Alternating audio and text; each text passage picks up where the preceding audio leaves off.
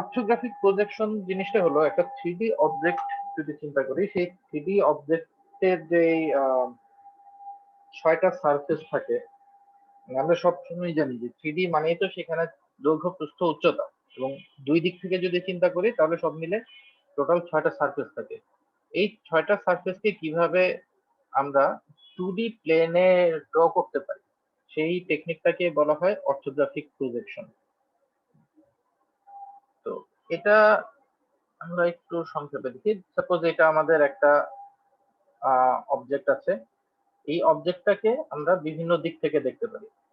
By default যেটা ধরা হয় যে তোমাদের যখন কোনো কোয়েশ্চেন আসবে বা কোথাও যদি অর্থোগ্রাফিক ভিউ আঁকতে বলা হয়, সাধারণত যত জায়গায় তোমরা 3D অবজেক্টের কোনো ফিগার দেখবা, ওই ফিগারটা সাধারণত এরকম একটা ফরম্যাটে থাকে, একটু কোনাকুনি ভাবে 3Dটা বোঝানোর জন্য।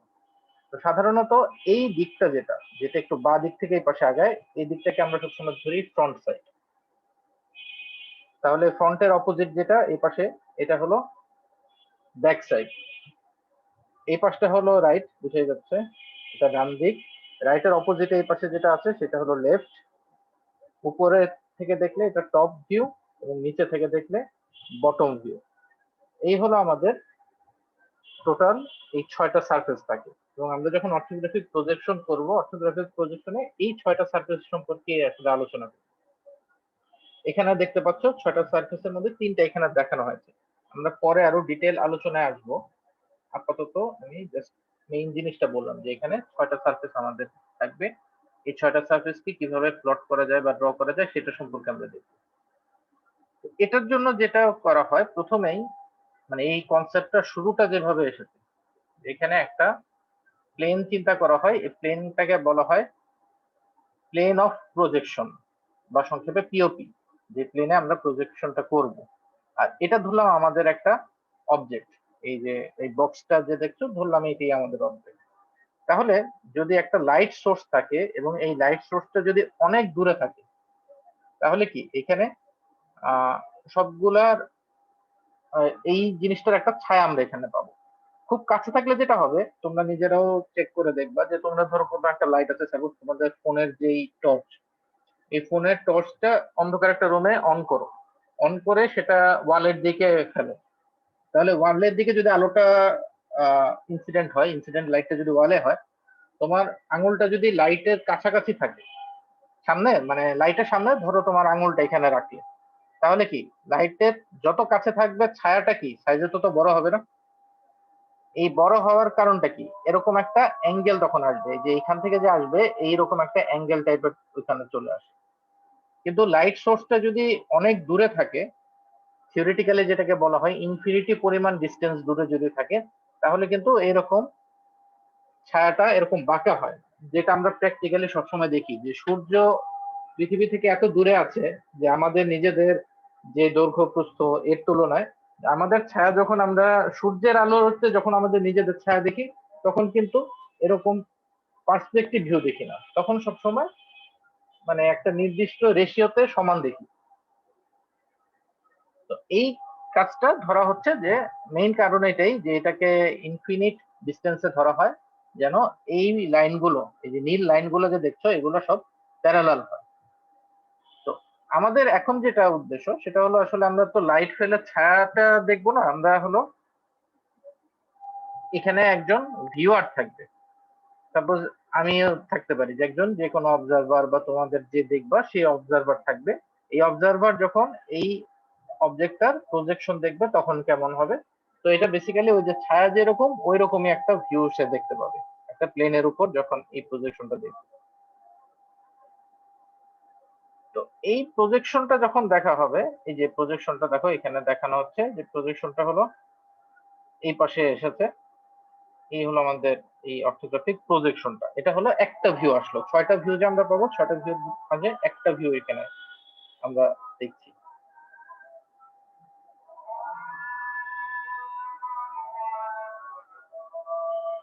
তোমরা কি দেখতে পাচ্ছ নাকি চলে গেছে?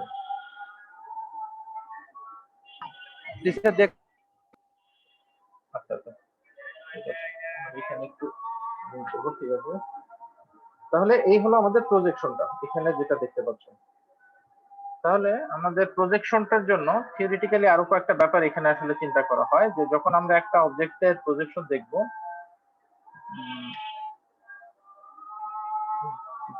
দেখাই এই যে আমাদের অবজেক্ট, এটার প্রজেকশন দেখতে যাচ্ছি। তাহলে এখানে আমরা প্রথম চিন্তা করে দেখি দুটো প্লেন আছে। একটা প্লেন হলো এটা, এটাকে বলা হয় ভার্টিক্যাল প্লেন, আর নিচে এটা হলো একটা হরাইজন্টাল প্লেন। এই দুইটা প্লেনের উপরই আমাদের এই যে প্রজেকশন গুলো আমরা দেখতে পাবো।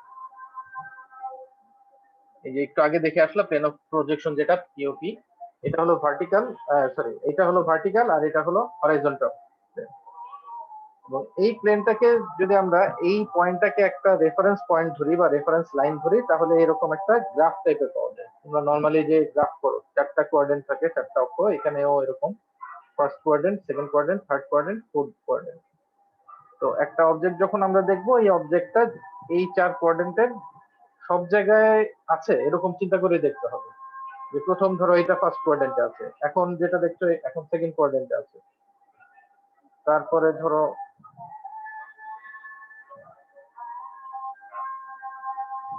এখন ফার্স্ট কোয়াড্রেন্ট দেখতে পাচ্ছ, এটা প্রথম কোয়াড্রেন্টে আছে, এখন আছে সেকেন্ড কোয়াড্রেন্টে, এই অবস্থায় থাকলে থার্ড কোয়াড্রেন্টে আছে, এবং এই অবস্থায় থাকলে ফোর্থ কোয়াড্রেন্টে আছে। চারটা কোয়াড্রেন্টেই থাকবে এবং এটার উপর প্রজেকশন গুলো আমরা দেখব। এই ব্যাপারটা হলো অনেকটাই থিওরিটিক্যাল ব্যাপার টাইপের। আমাদের এখন একটা সরাসরি অবজেক্ট দেখে সেই অবজেক্টের প্রজেকশনটা আমরা হিসাব করে দেখবো কিরকম হয়।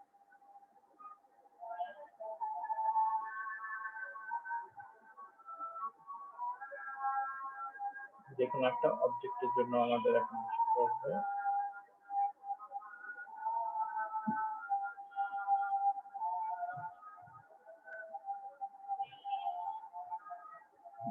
দেখো আমাদের এই যে বাঁ দিকে দেখতে পাচ্ছ, এটা হলো একটা 3 ডাইমেনশনাল অবজেক্ট। যে অবজেক্টটার আমরা হিসাব করবো যে এইটার যে 6টা ভিউ, সেই 6টা ভিউ কি হয়। এখানে 3টা ভিউ ড্র করা আছে, বাকি 3টা ভিউ আমরা নিজেরাই দেখবো কিরকম হবে। তো প্রথম দেখো যে একটু আগেই যে জিনিসটা আমি বললাম, যে যখন আমরা কোনো কিছুকে অর্থোগ্রাফিক ভিউ দেখবো, সবসময় এই অ্যাঙ্গেলটাকে আমরা ধরি ফ্রন্ট। তো এটা হলো ফ্রন্ট ভিউ, এইদিকে আছে এটা হলো রাইট ভিউ, এবং এদিকে হলো টপ ভিউ। রাইট ভিউর অপোজিটে হলো লেফট ভিউ, ফ্রন্টের অপোজিটে হলো ব্যাক, আর টপের অপোজিটে বটম ভিউ। টোটাল এই 6টা ভিউ আমরা দেখবো। এই 6টা ভিউ মধ্যে 3টা এখানে ড্র করা আছে, এটারই টেকনিকটা আমরা দেখাবো, এইখানে দেখানো হবে। তো প্রথম কাজ হলো, ধরো আমরা ফ্রন্ট ভিউ দেখতে চাই। তোমরা এই ফিগারটার দিকে বা এই অবজেক্টের দিকে যদি চিন্তা করো, এই অবজেক্টের ফ্রন্ট সাইড তো এটা।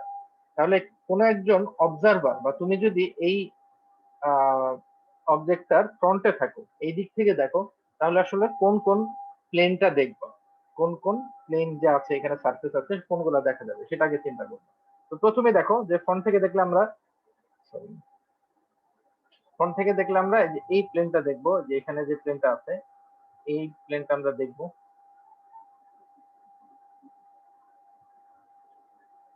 এই একটা প্লেন দেখা যাবে। সেকেন্ড আমরা যেটা, যে এই পাশ থেকে তো দেখছি, আমাদের ভিউ অ্যাঙ্গেলটা হলো এই দিকে, তাহলে এই দিক থেকে যখনই দেখবো সেকেন্ডে আমরা দেখতে পাবো কি, এই প্লেনটা দেখতে পাবো, এখানে একটা প্লেন আছে। এবং থার্ড যেটা হবে, এই যে ভেতরের দিকে যে একটু অংশ দেখা যাচ্ছে এরকম একটা প্লেন এখানে আছে, এই প্লেনটা আমরা দেখতে পাবো। এই প্লেনটা এরকম জায়গায় একটা প্লেন আছে, বোঝা যাচ্ছে যে আমরা এই 3টা প্লেন আসলে দেখবো। তো এটাকেই আমরা যখন ফিগারটা ড্র করব 2 ডাইমেনশনালি ফ্রন্ট ভিউ, তখন দেখো কি হচ্ছে। এই যে এখানে ফিগারটা ড্র করা হয়েছে, প্রথম হলো এই লেফট সাইডের এই এল প্যাটার্ন সারফেসটা আছে, তারপরে আছে হলো এই মাঝখানের এই যে এই সারফেসটা এখানে, এবং থার্ড আছে হলো এই যে সামনে আবার আগানো যে সারফেসটা আছে। তাহলে এটাই হলো আমাদের এই অবজেক্টের ফ্রন্ট ভিউ। বুঝতে পেরেছো? এখন আমরা চিন্তা করি রাইট ভিউটা কিরকম হবে। রাইট ভিউটা হলো এই সাইডটা, এই দিকটা হলো, এই পাশ থেকে যদি আমরা দেখি এটা হলো রাইট ভিউ। তাহলে আমরা যখন এই রাইট ভিউ দেখবো, রাইট ভিউর জন্য আমরা আসলে কোন কোন সারফেস দেখবো? প্রথম সারফেস হলো এটা দেখছি,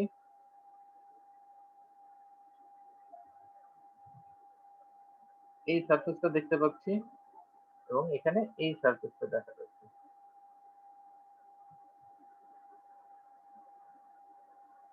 তাই না? যদি ডান দিক থেকে তাকাও তাহলে এই দুইটা সারফেস দেখা যাবে। এখানে একটা জিনিস একটু ইন্টারেস্টিং, খেয়াল করে দেখো, মাঝখানে কিন্তু আমাদের একটা রাইট সারফেস আছে।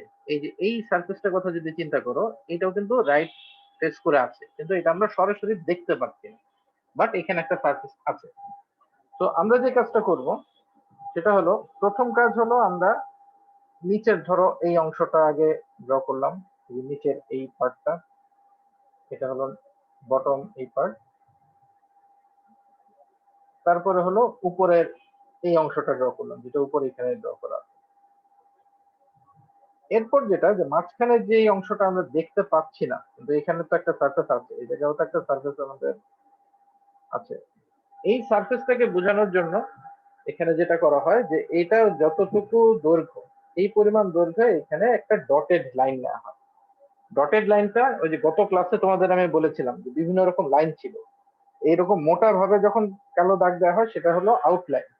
আর যখন কোন একটা জায়গা, মানে কোনো একটা লাইন আছে কিন্তু সেটা আমরা সরাসরি দেখতে পাচ্ছি না, সেটাকে আমরা বলি, প্রকাশ করি ডটেড লাইন দিয়ে। লাস্ট ক্লাসের ওই লাইনের যে ক্লাসিফিকেশন ছিল ওটা একটু মনে করলে দেখবা, তো এখানে ছিল, তার মানে এইখানে ওই জিনিসটাই হবে যে এখানে একটা সারফেস আছে, তো এই বরাবর একটা লাইন থাকার কথা, কিন্তু সেটা সরাসরি আমরা দেখতে পাচ্ছি না। এই কারণে এই জিনিসটা বোঝানোর জন্য আমরা এরকম একটা ডটেড লাইন ইউজ করবো এখানে। ঠিক আছে, তো এটা গেল আমাদের রাইট ভিউ। এটা নিয়ে কারো কোনো কনফিউশন আছে, এই ফ্রন্ট ভিউ আর রাইট ভিউ নিয়ে?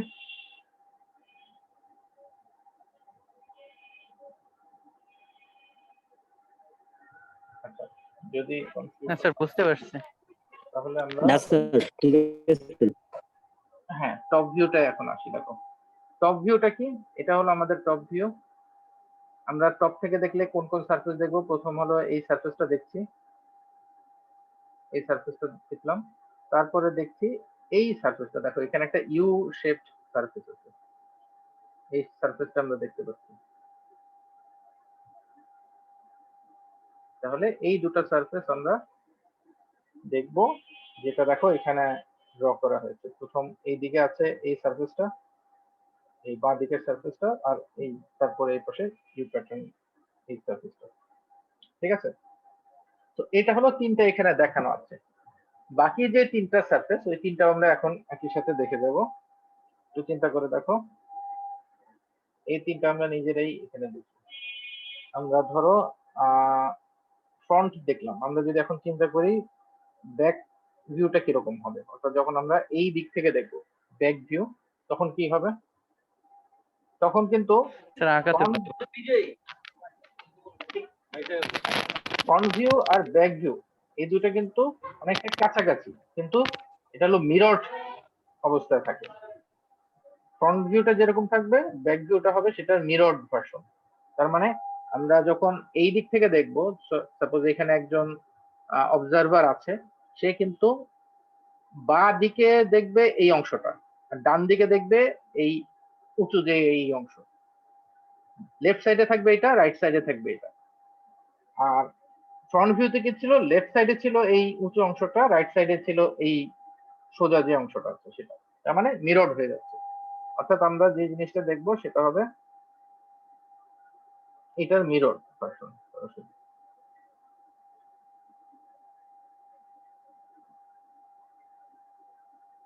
প্রথম আমরা ধরো মিরর ভার্সনটা আঁকলাম। এবার চিন্তা করে দেখবো এমন কোন সারফেস আছে কিনা যেটা আমরা সরাসরি এখানে দেখতে পাচ্ছি না, এরকম কোন লাইন এখানে আছে কিনা। এই পাশ থেকে যখন দেখবো, হ্যাঁ এই যে দেখো মাঝখানের এই লাইনটা আর এই লাইনটা, এই দুটো লাইন কিন্তু মাঝখানে আছে, আমরা সরাসরি দেখতে পাচ্ছি না, তাই না? পেছন থেকে যখন দেখবা যে এইখানে যে একটা সারফেস আছে, যে এই অংশটাতে, আর এখানে যে আরেকটা সারফেস আছে, এই দুটো সারফেস যে আলাদা, বা এখানে যে একটা এই যে এরকম গ্যাপ আছে, এই গ্যাপটা কিন্তু এই পাশ থেকে দেখলে বুঝে যাবে না, কিন্তু লাইন দুটো আছে। তো এটাকে আমরা এখানে ডটেড লাইন দিয়ে প্রকাশ করে দিব, যে এখানে একটা ডটেড লাইন থাকবে, এখানে আরেকটা ডটেড লাইন থাকবে। এই লাইন, এই যে ডান দিকের যে লাইনটা, এই লাইনটা বোঝাচ্ছে এটাকে, এটাকে বোঝাচ্ছে হলো এটা। আর বাঁ দিকের যে লাইনটা সেটা বোঝাচ্ছে এটাকে, এই লাইনটা বোঝাচ্ছে এটাকে। ঠিক আছে, ক্লিয়ার এটা?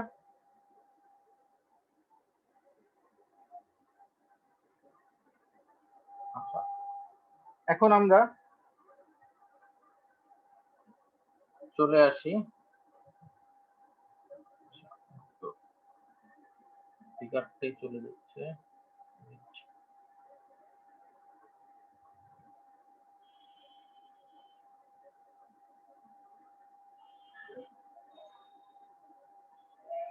ফিগারটা থাক। এখন আমরা দেখব লেফট ভিউ দেখি। লেফট ভিউ মানে এই দিক থেকে যখন আমরা দেখবো অবজেক্টটাকে, তখন হলো লেফট ভিউ। তাহলে এটাও একই রকম রাইট ভিউর মতোই হবে, রিফ্লেক্টেড। বাট এখানে যেহেতু একই রকম, মানে কোনো পাশ উঁচু বা নিচু এরকম নাই, পাশে যেমন লেফট সাইডটা উঁচু ছিল, এটা রাইট সাইড উঁচু ছিল, এরকম নাই। তো আমরা এরকম একটা ব্লক আকারে দেখবো, এই পাশে যখন দেখবো জাস্ট একটা ব্লক আকারে দেখবো এরকম। এখানে একটা জিনিস যেটা হবে, এই যে মাঝখানে যে এই লাইনটা আছে, এই লাইনটা আমরা এই পাশে সরাসরি দেখবো। তারপরে এইখানে যে একটা লাইন আছে, বা এই যে এইখানে যে একটা লাইন আছে, এই দুটো লাইনকে আমরা সরাসরি দেখবো না। তো এখানে ডটেড লাইন থাকবে এরকম। এই লাইনটা দিলাম হলো এটাকে। আর মাঝখানে যে যে এইখানে একটা লাইন আছে, যে এইটা বা এইটা দুটো তো এই পাশ থেকে দেখলে একই লাইনই দেখাবে। তো এই লাইনটা থাকবে এখানে, এখানে একটা লাইন থাকবে। ঠিক আছে, তো এটা গেল আমাদের লেফট ভিউ। এখন আমরা দেখি বটম ভিউ।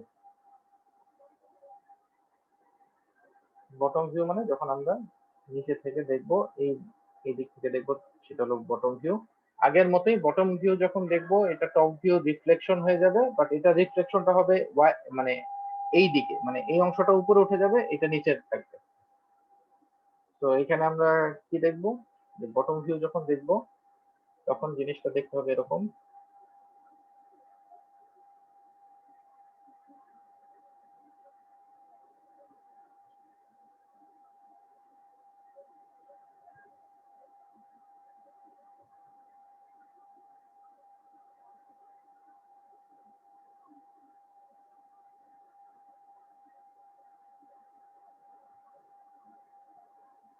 আউটলাইনটা হবে এরকম। এখন আমরা চিন্তা করে দেখি এখানে কি কোনো লাইন আছে যেটা আমরা সরাসরি দেখতে পাচ্ছি না বটম ভিউ থেকে দেখলে। হ্যাঁ, এখানে একটা লাইন আছে, দেখো এই যে এই লাইনটা, এই লাইনটা বটম থেকে দেখলে সরাসরি দেখা যাবে।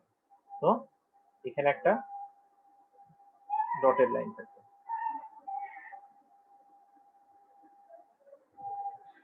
বোঝা গেছে জিনিসটা? 6টা view, top, front, right, left, এটা হলো ব্যাক, আর বটম ভিউ।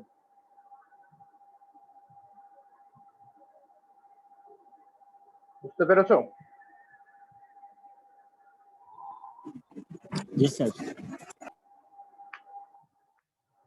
আচ্ছা, তাহলে তোমাদের আজকে আমি যে কাজটা দিব সেটা হলো এরকমই একটা ফিগার আমি এখন দিচ্ছি তোমাদের, সেটা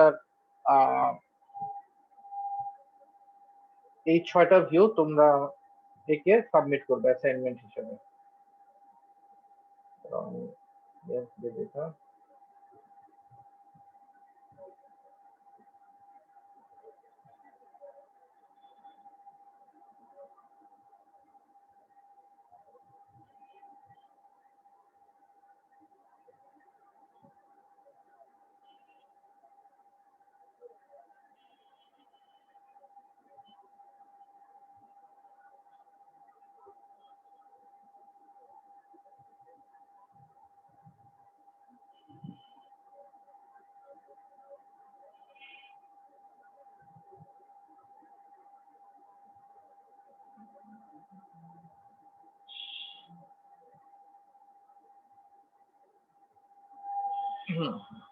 অবজেক্টটা দেখতে পাচ্ছ?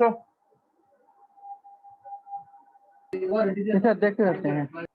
তোমরা এই অবজেক্টটার 6টা সারফেস, এটা হলো তোমরা আজকে করবা। দেখো এখানে যে নীল যে অংশটা আছে, এই নীলটা হলো ফ্রন্ট থেকে দেখা যাবে, এই নীল পার্টটা। উপর থেকে দেখলে এই টপ ভিউ হলো এই ব্ল্যাক যেটা আছে, রাইট থেকে দেখলে হলো এই হোয়াইট যে পার্টটা আছে এখানে এখানে এটা।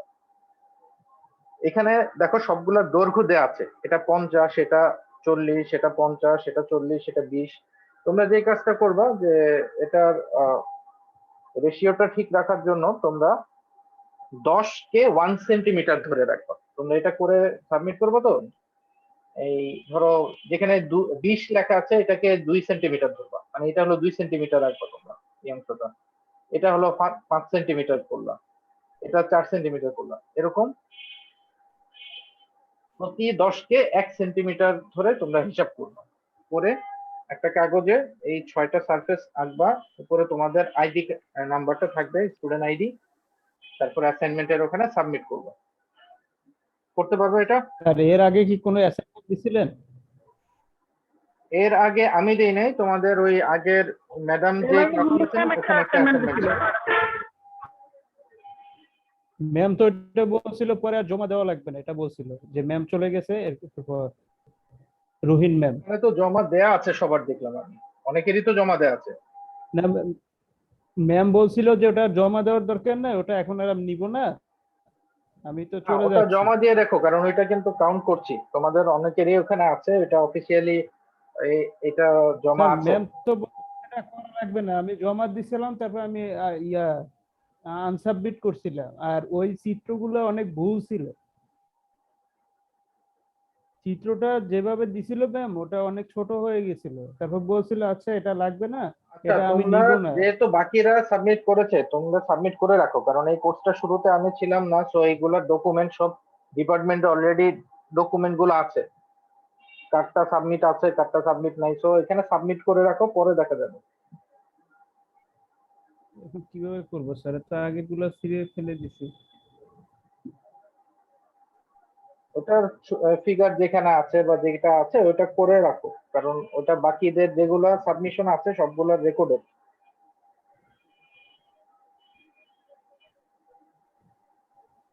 আচ্ছা ঠিক আছে, আজকের ক্লাস ক্লাসটা কোড বলো। চেঞ্জ হচ্ছে না, তাহলে ওই কোডটা কিভাবে পাবো স্যার? ওই কোডটা তো তোমাদের আগে আছে না? আগের তো তোমাদের আগে তো ছিল, কোডটা ওটা তো আমরা করে দিছি, এনরোল করে দিছি। এনরোল করা তো ঠিক হয় নাই, তোমাদের তো কোর্স এনরোল করার কথা না। স্যার ম্যাম বলছে যে আমি আর নিব না, এটা আর লাগবে না, সেটা বলছেন।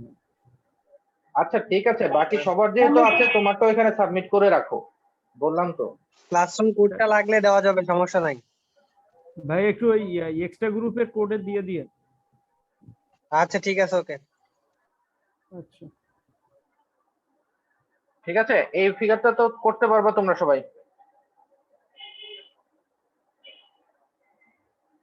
এটা নিয়ে কারো কোনো কনফিউশন এটা কি আছে? Same figure? সেম ফিগার না, তোমাদের এই যে 6টা সারফেস যে দেখলাম, এটার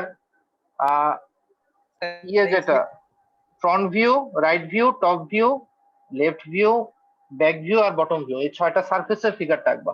এইটা আঁকতে হবে না, যেটা দেয়া আছে সেটা আঁকার দরকার নেই।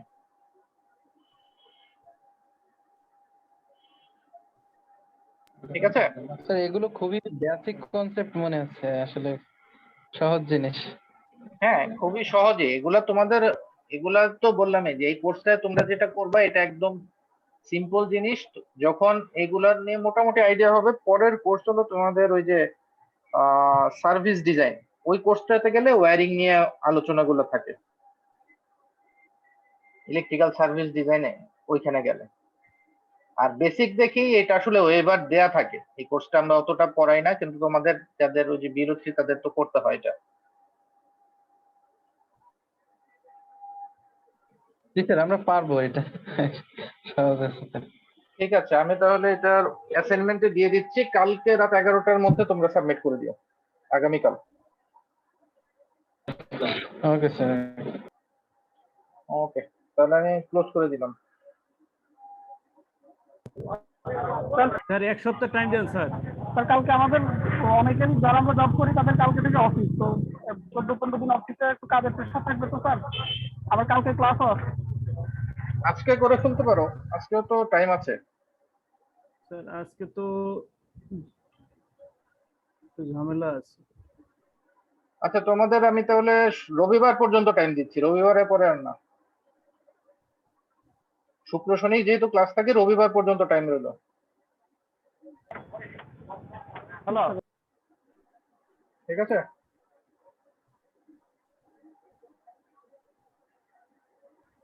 ওকে, আমি তাহলে ক্লোজ করে দিচ্ছি, রবিবারের মধ্যে সাবমিট করে দিও।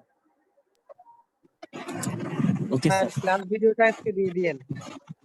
ঠিক আছে, একটু পরে আমি দিয়ে দিচ্ছি। কবির ভাই, হ্যালো।